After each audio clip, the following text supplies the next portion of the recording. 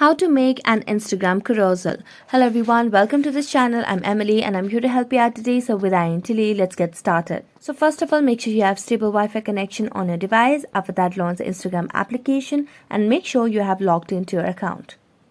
Now in order to make an Instagram carousel, simply first of all launch the plus icon at the bottom of the screen. Here you can see there are different ways to add a carousel. So you have to have certain pictures. So you can add multiple pictures over here. So you can select on this icon over here, which is select multiple images. So I'm going to tap on these.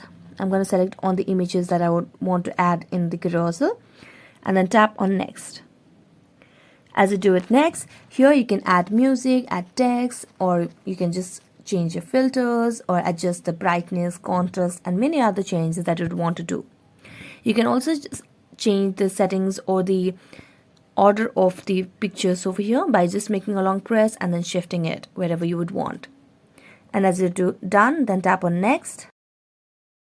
And then here you can add a caption, tag people, add locations, and so on. And then tap on share. And as you do that, you can just refresh the page. And as you refresh the page, you'll be able to see that you have added or posted a carousel over here. So that's it. Thank you so much for watching this video. See you next time.